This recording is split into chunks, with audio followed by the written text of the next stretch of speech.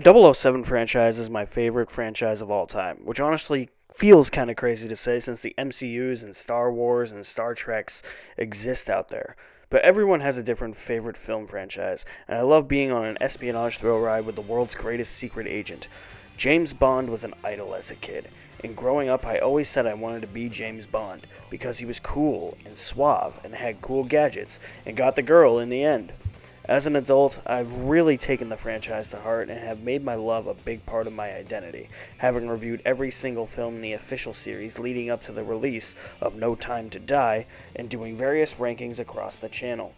But with this subsection of the channel firmly established now and wanting to do more than just reviews and rankings, I figured why not a production history of all the films?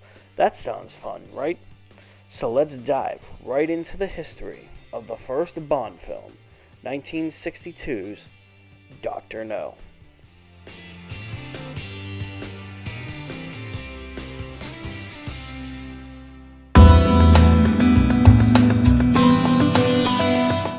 An attempt to get a proper film off the ground began in the late 1950s, with all of this beginning with a man that lives in Bond fan infamy and may be the biggest real-life Bond villain of them all, Kevin McClory. Fleming had approached McClory in 1958 to help produce the first Bond, and together with writer Jack Whittingham, wrote a script by the name of Thunderball in 1960. But controversy would later arise in 1961, when Ian Fleming adapted the script into his next James Bond novel, also titled Thunderball, without giving proper credit to McClory or Whittingham. More on that when we get to Thunderball. Before the release of this novel, however, Fleming had wanted to sell the rights to his novels and originally crafted his novel, Dr. No, as a television outline for film producer Henry Morgenthau in order to promote the tourism industry in Jamaica.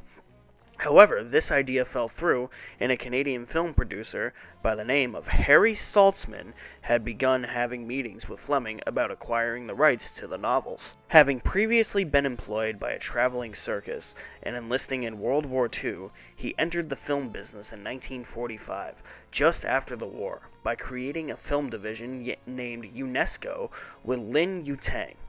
This division was initially created to help mediate the Chinese Civil War between the Communist Party and the Kuomintang, but seeing a lot of what he called East-West differences, Saltzman left this film division, feeling that the differences made the world so bleak and hopeless. After spending a year with the French Ministry of Reconstruction, he decided he wanted back into the show business and moved to the United States in the late 1950s, where he was a production supervisor and then a producer, while also starting a film production company named Woodfall Film Productions with Tony Richardson and John Osborne. One day in 1961, Harry Saltzman had finished reading Fleming's James Bond novel Goldfinger and was excited by it and saw the potential for a film franchise. And in early 1961, he began meeting with Fleming in an attempt to bid for, and land, the rights to the James Bond novels and subsequent rights for the character in the case that the film series would branch out beyond the novels, which it eventually did. Saltzman was a man who produced kitchen sink realism films, which were films that had a protagonist described as an angry young man with a bleak outlook on modern society, using a style of social realism that depicted domestic situations of working-class Britons, depicted as living in cramped apartments and drinking in grimy, dirty pubs, while exploring controversial social issues. Fleming wasn't a fan of this genre, but after watching Saturday Morning and Sunday Morning, Fleming was convinced and sold the rights of all but two of his novels to Saltzman for $50,000, those two novels being Casino Royale and Thunderball. But after purchasing those rights, Saltzman had a hard time financing the project. Enter the most famous producer in the franchise's history, Albert R. Cubby Broccoli. Cubby was another film producer, born in Queens, New York, and acquired his nickname after his cousin, a mobster, began calling him Cabibble, which in turn was eventually shortened to Cubby and became Cubby with a C. Side note, I'm not really surprised Cubby was related to a monster. I mean, look at him. This might sound stereotypical, but he looks like a mobster, and I wouldn't want to mess with him. So, yeah. In 1951, Cubby and Erling Allen, an Austro-Hungarian film producer and director, created Warwick Films so that they could take advantage of tax incentives by filming in the United Kingdom with British crews, but American casts. After a series of films from 1953 to 1960, Cubby and Allen's partnership ended over disagreements of trying to acquire the rights to the James Bond novels. Allen felt the novels were of poor quality, whereas Cubby saw the potential for a film franchise with high quality. Nevertheless, both partners met with Ian Fleming, but separately from each other, throughout 1957, with Cubby meeting with Fleming in New York in order to care for his terminally ill wife, another reason the Broccoli-Allen partnership became strained. Cubby had arranged a meeting with Fleming and Allen in London, but the meeting didn't go well, to say the least. Allen insulted Fleming, claiming his novels were of poor quality and were only good enough for television. Broccoli had only come to know that no deal had been struck with Fleming during the pre-production of Dr. No. A miracle hadn't occurred until Wolf Mankiewicz had introduced Harry Saltzman, recently fresh of acquiring the rights to the novels, to Cubby. But Cubby had also wanted the rights and attempted to buy them off of Saltzman, to no avail, since Saltzman didn't want to sell the rights. But Saltzman came up with a win-win situation for both, since both producers had coveted the rights. Form a partnership, as if that hasn't turned out bad in the past. Saltzman and Cubby began their partnership and were soon seeking financing. But many Hollywood studios didn't want to take a chance on the film series, with many studios describing the novels as too British or too blatantly sexual. Eventually, it was United Artists who provided funding for the films, and Saltzman and Cubby would go on to create a new production company by the name of Eon Productions, Eon being short for Everything or Nothing, and another company named Danjaq, named after their wives, Dana and Jacqueline. Eon Productions was to produce the films, while Danjaq was created to hold the rights for the films. With a partnership in tow, it was finally time to begin planning their first Bond film.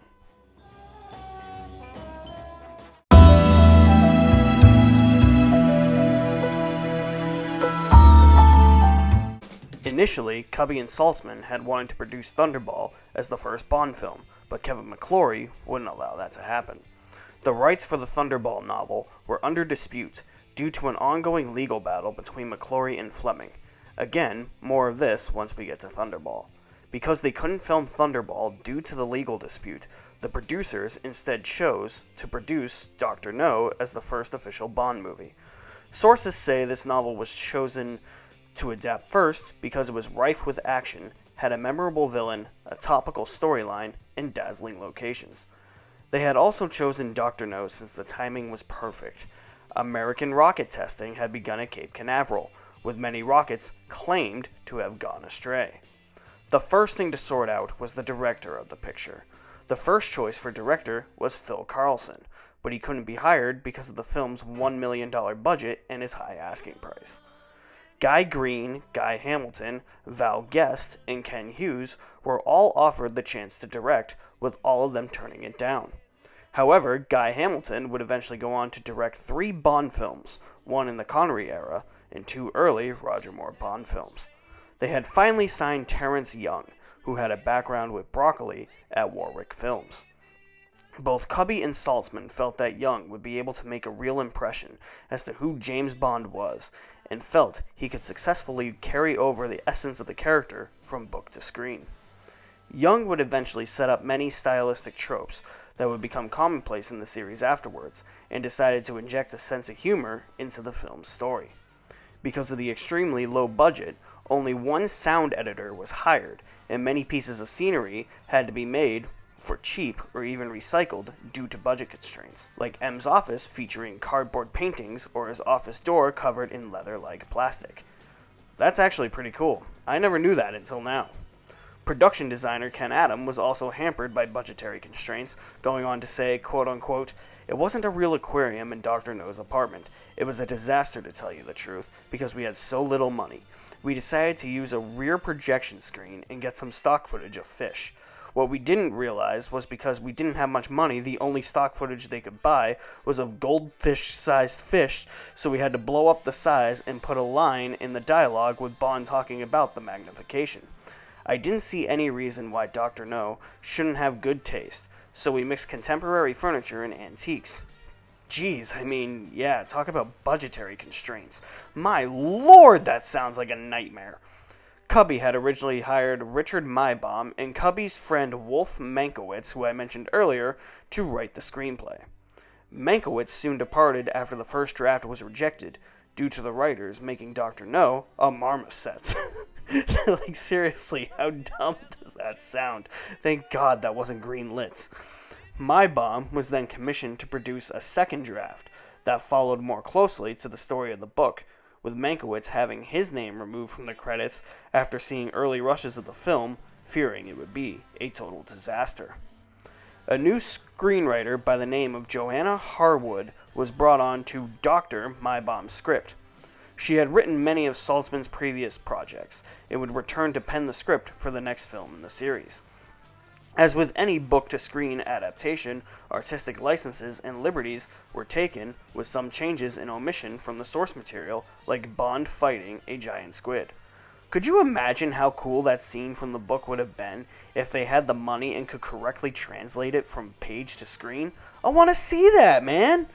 It also changed the escape from Dr. No's lair in the book, which Bond and Honey escape using a dragon-disguised swamp buggy. In the film, this inspired the flame-throwing vehicle that burns Quarrel to death. Instead of a centipede on Bond, it was a tarantula. Dr. No's plan also differed. In the novel, he wanted to disrupt U.S. missile testing on Turk's Island. In the film, he plots to disrupt NASA space launches from Cape Canaveral using a radioactive radio beam.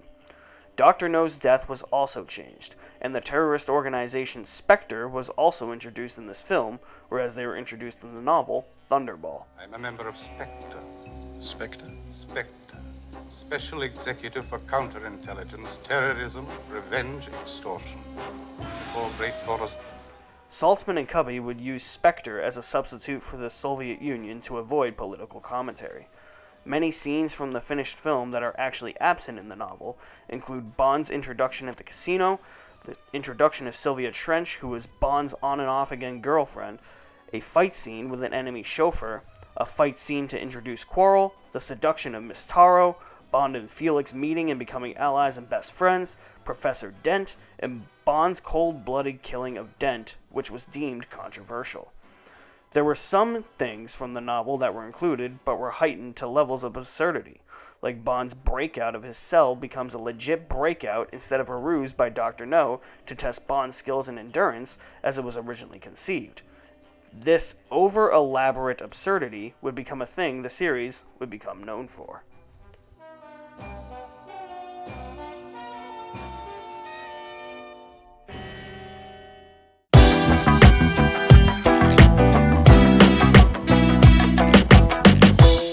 The producers had a tough task ahead of them, as not only did they have to cast the titular character from Fleming's work, but also a supporting cast around him.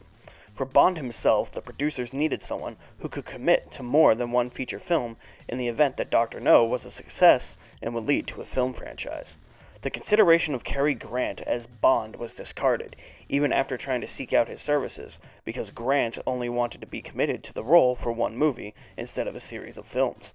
Other actors that were considered were Patrick McGoohan, because they liked his portrayal of the spy John Drake on the television series Danger Man, but McGoohan turned down the role.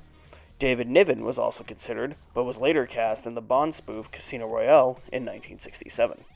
Rod Taylor was apparently a top choice, and actually screen tested for the role, but turned it down, feeling it was beneath him. Ian Fleming, however, had his own personal choices for Bond, though stories say many different things. Fleming had wanted and favored Richard Todd, but Fleming's stepson said that Fleming preferred Edward Underdown. In Broccoli's autobiography, he stated that future Bond, Roger Moore, had been considered, but was considered a little too young, maybe a shade too pretty. But Moore has a different story, as he says it wasn't until 1972 when he was approached to play Bond for Live and Let Die. Ultimately, the producers decided on a 31-year-old Scottish actor by the name of Sean Connery. Yes, Sean Connery, the legend himself, to play Bond for a 5-film contract. Connery was initially reluctant to commit to a film franchise, but knew that his career would benefit greatly from it and decided to accept. And oh boy, did it ever benefit! A huge proponent in getting Connery cast was Broccoli's wife Dana, who thought Connery looked the part and convinced her husband that he was the right man. Fleming, however, had other thoughts. Fleming initially doubted the casting of Connery, saying, "He's not what I envisioned of the James Bond looks, and I'm looking for Commander Bond and not an overgrown stuntman." Fleming's girlfriend at the time had told Fleming that Connery had the perfect sex appeal and charisma to play Bond, and after the film's premiere, Fleming had changed his mind, thank God. He was so impressed that in the books he wrote Connery's Scottish heritage into future novels. It was originally thought that Connery had won the role through a contest called Find James Bond, but this proved to be untrue, though such a contest did exist. 6 finalists from the contest were chosen and screen tested by Broccoli, Saltzman, and Fleming, with the winner being a 28-year-old model named Peter Anthony. Anthony, according to Broccoli, had this Gregory Peck style to him, but proved unable to cope with the role. When Connery was invited to meet with Broccoli and Saltzman, he was a little disheveled. He appeared scruffy and in unpressed clothes, but put on an act for them that, in the way, sealed the deal for the producers, with Connery acting with a macho, devil-may-care attitude throughout the meeting. After Connery was secured for the role, director Terence Young took Connery to his tailor and hairdresser and then all around London so that Connery could experience all that the high life had to offer, like restaurants, casinos, and women in London. In the words of Bond writer Raymond Benson, Young educated Connery in the ways of being dapper and cool. The casting of Connery was officially announced on November 3rd, 1961. With the casting of Bond himself secured, it was now time to build a secondary character around Connery to fill out the rest of the characters in the movie. In consideration for the first ever Bond girl in Honey Rider, Julie Christie was considered, but the producers didn't think she was voluptuous enough, so her consideration was discarded. Martine Beswick and Gabriella Lucuti were both rejected, Beswick because she was too inexperienced, and Lucuti because she was considered too young. Just 2 weeks before filming was scheduled to begin, Swiss actress Ursula Andress was chosen to play Honey Rider, and was chosen after the producers had seen a picture of her taken by her then-husband, John Derrick. Apparently, Kirk Douglas was a big voice of support for Andress to accept the role at a party hosted by Derrick. To appear more Jamaican, Andress had a tan painted on her and had all of her lines redubbed by actress Nikki van der Zyl due to her heavy Swiss-German accent. In what has become an iconic scene in not just Bond film history, but cinema history as well as fashion history, she rose out of the Caribbean Sea wearing a white bikini and a large diving knife strapped to her waist. This scene made her the quintessential Bond girl, with Andress later stating that she owed her entire career to that scene. For the first ever Bond villain, Dr. No, Fleming wanted his friend Noel Coward, but Coward's response was, "No, no, no!" Fleming had also considered his step-cousin Christopher Lee, yes, the legendary Christopher Lee, Count Dooku and Saruman himself, as Dr. No, but was told by producers that Joseph Wiseman had already been chosen for the part. It was Saltzman who had chosen Wiseman, and chosen because of his performance in 1951's Detective Story, and the actor had special makeup applied to evoke No's Chinese heritage. Max von Sydow was also offered the role of Dr. No, but turned it down. He would, however, go on to play Ernst Stavro Blofeld in the unofficial Bond film Never Say Never Again in 1983. The role of Bond's CIA ally and friend Felix Leiter was given to Jack Lord. This would be the first time that Bond and Felix meet on screen in the series, as Felix actually does not appear in the novel itself.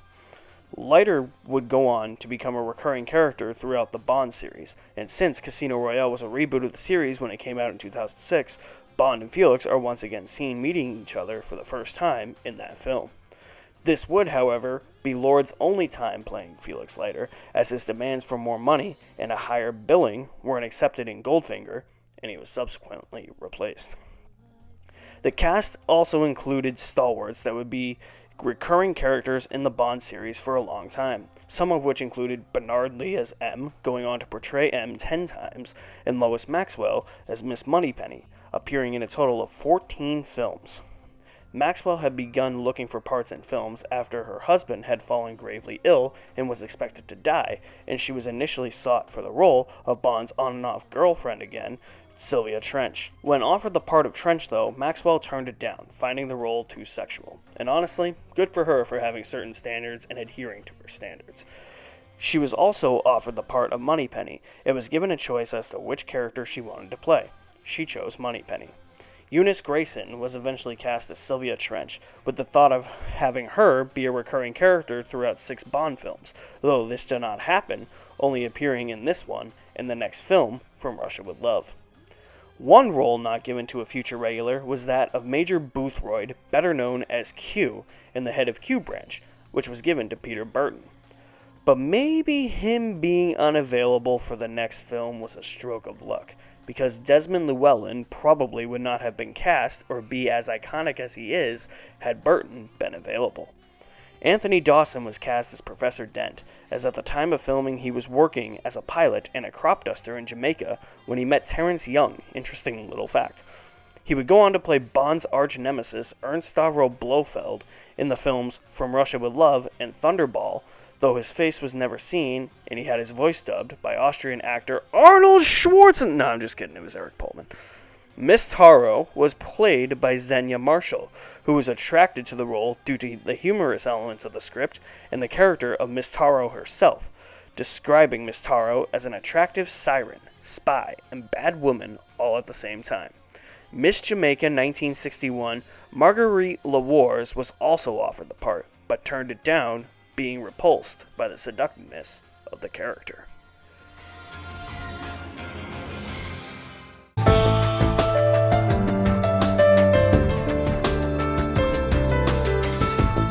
Filming for Dr. No began in Kingston, Jamaica on January 16, 1962. The locations featured in the script include London, Jamaica, and the fictional island of Crab Key, set off the coast of Jamaica. Primary scenes shot in Kingston were essentially just exterior shots of Kingston and Crab Key. Shooting also took place only a few yards away from Ian Fleming's GoldenEye estates, with Fleming often visiting the set, accompanied by friends. But much of the shooting on location took place in Oracabesa, with additional scenes being filmed on the Palisoto Strip in Port Royal in St. Andrew. However, it wasn't all smooth sailing filming in Jamaica, as 5 days later the production had to vacate shooting on location because of a change in weather and made their way back to London to film at the legendary Pinewood Studios on a soundstage that would later become known as the 007 stage in the late 1970s, the largest soundstage ever built, with sets designed by the late, great Ken Adam. The Ken Adam sets included Dr. No's base, the ventilation duct, and the interior of the British Secret Service headquarters. Adams had an initial budget of 14,500 British pounds, but was given 6,000 British pounds by the producers, which came out of their own pockets. Principal photography ended on March 30th, 1962, 58 days after filming had commenced. According to filmmaker Brian Trenchard Smith, the scene of Bond awakening on the beach and first seeing Honey was actually a pickup shot that was filmed on a relatively empty soundstage, and remarked that Adams' nuclear reactor set was actually a lot smaller than it looked on screen. These observations came from a set visit he had one day with the Wellington College Film Society. The scene where a tarantula walks all over Bond was initially shot by pinning a bed to the wall and placing Sean Connery over it with a protective glass between him and the spider. But Terence Young hated the results, and the scene was reshot and interlaced over new footage of the tarantula over stuntman Bob Simmons, the man who performed the gun barrel stunt to open the film. Simmons described the stunt as the most frightening stunt he ever did, and I can honestly see why. It's spiders. He also served as the film's fight choreographer. Interesting small fact. Never knew he was involved with Bond this much, or at least to this degree.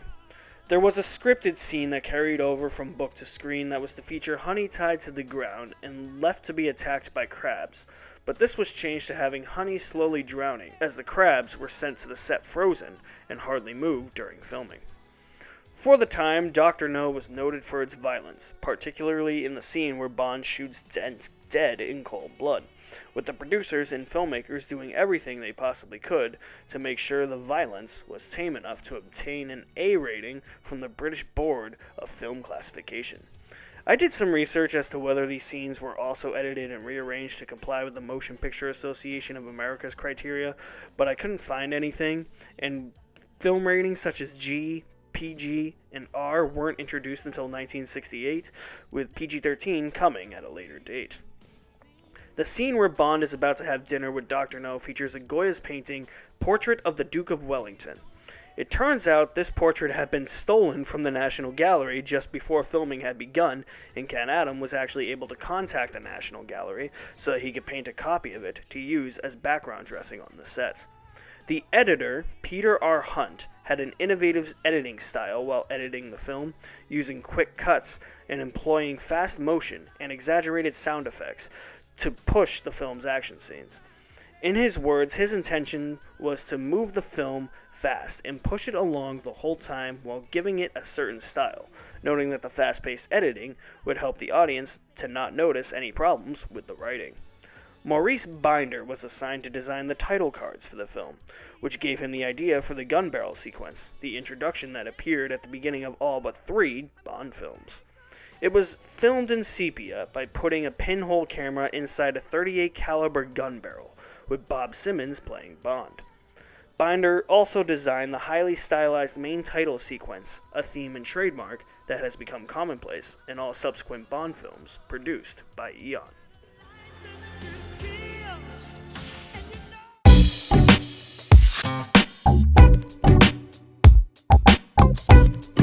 Broccoli invited Monty Norman to work on the score for the film, having been impressed with his theater work. Even though Norman was busy with musicals, he agreed to compose the music for Dr. No after Saltzman allowed him to travel with the crew to Jamaica. The most famous composition was the James Bond theme that plays over the opening gun barrel sequence and at some points throughout the film, and was written by Norman himself. However, all the credit is given to composer John Barry, who arranged the theme but would go uncredited. The argument of who actually wrote the theme has been subject to debate in court cases, with the most recent court case happening in 2001, and this court case was won in the favor of Monty Norman, which ruled that the theme was written by Norman, but arranged and composed by Barry. It was described by future Bond composer David Arnold as representing everything about the character you would want. It was cocky, swaggering, dark, dangerous, suggestive, sexy, unstoppable, and he, Monty Norman, did it in 2 minutes. The music for the opening scene is a calypso version of Three Blind Mice, updated with new lyrics to reflect the intentions of the 3 assassins hired by Dr. No. Under the Mango Tree was featured in the film, which was a Jamaican traditional song, and was sung when the character of Honey Rider walked out of the ocean onto the island of Crab Key. This, however, wasn't sung by Ursula Andress. Diana Coupland provided the singing voice in this scene, which makes sense since Andress' voice was dubbed over in the final cut. She also just happened to be Monty Norman's then-wife. The original soundtrack album was released in 1963 by United Artists, and several cover versions of the James Bond theme were also released as singles on Columbia Records. A single of the theme entered the UK charts in 1962.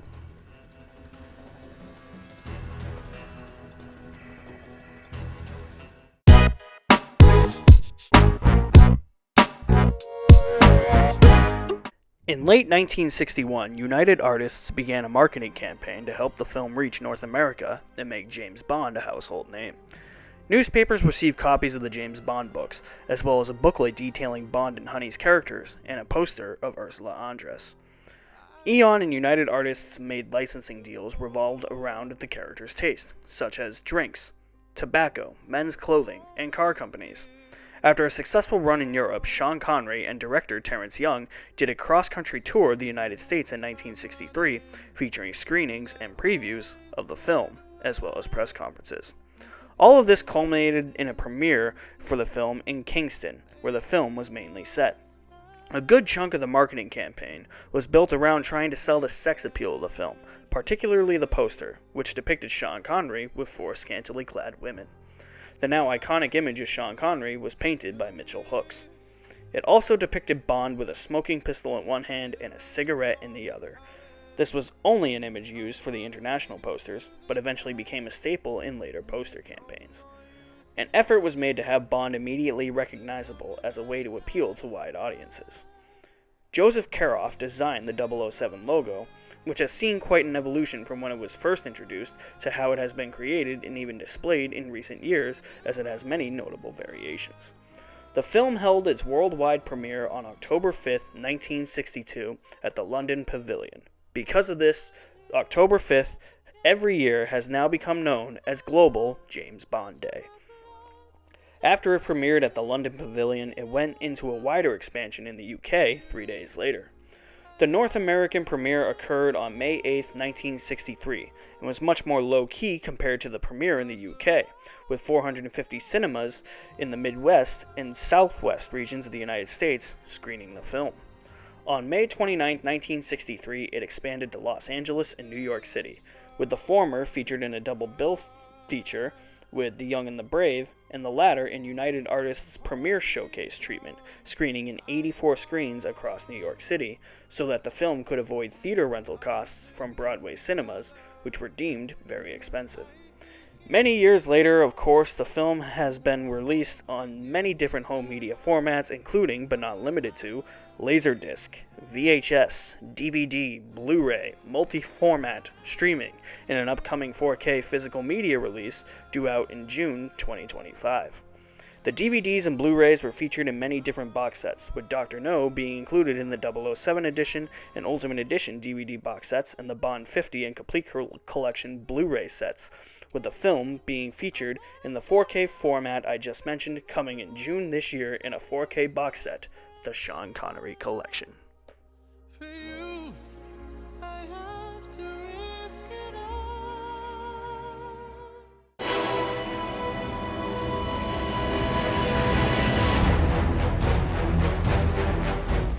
Upon release, Dr. No received a mixed critical reception. One reviewer said Bond seemed a bit too silly and was a big hairy marshmallow and a blithering blunder. Quite the adjectives to describe the man, I guess, while others found there was a lack of suspense. Many also found the movie to be plagued with sex, violence, and vulgarity. The film also had its supporters upon release, but in later years the movie has received a much more positive reception as opposed to when it was first released. The film holds a 95% fresh rating on Rotten Tomatoes, and the critical consensus is that it kicks off the series in grand fashion, laying the groundwork for what would come. On Metacritic, the film has a score of 78 out of 100 based on 8 critics. In terms of fan reception, from what I've gathered through interactions, I think many fans hold this one in high regard, and it is seen as one of the better Bonds, and even those who put it in the middle of the pack can agree it's good. It's just not quite Bond yet, and I totally get that. That's understandable. If you want my in-depth thoughts on how I feel about the film, check out my review or my ranking video, because these are production history videos, not reviews or rankings, so I don't want to bring personal bias, positive or negative, into these, but I guess this section of these videos is probably a good chance to briefly explain what I think about the films without going into in-depth thoughts.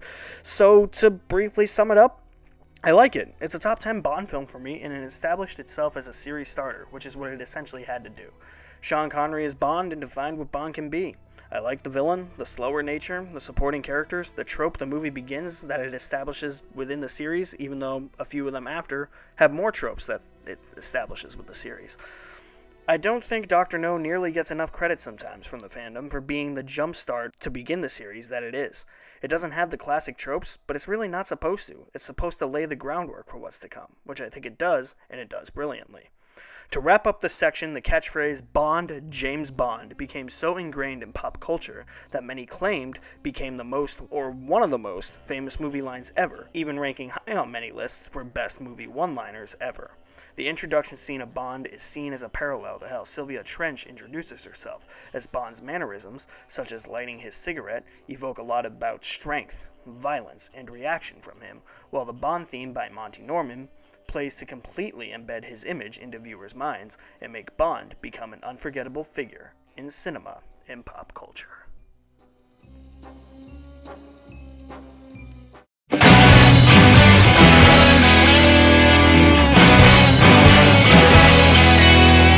This won't be a regular section for these videos, but I have to talk about what this film did for the series, such as becoming the first in a 25-film series produced by Eon Productions.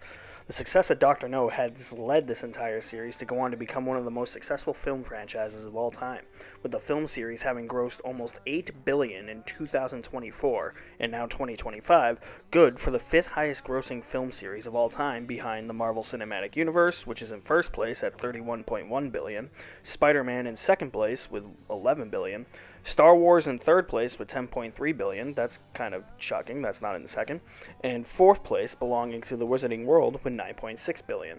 Avengers is hot on Bond's trail though, right behind it in sixth place with $7.7 billion, so either release a new Bond film to keep that pace or Bond will definitely be passed at some point.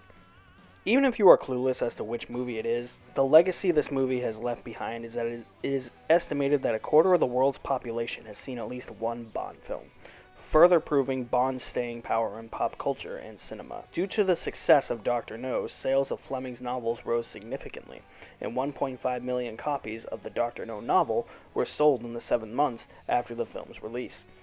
As mentioned before, the release led to the creation of Global James Bond Day, a day reserved to celebrate the franchise's 50th anniversary and has subsequently been celebrated in later years on each day, marking every anniversary the film is celebrating. Many events unfold on James Bond Day, including film festival showings of the films and documentaries, with an online auction and charity events in the Museum of Modern Art and TIFF. The day in 2012 also saw the release of the theme song to the 23rd James Bond movie, Skyfall, being released at 007 British Standard Time.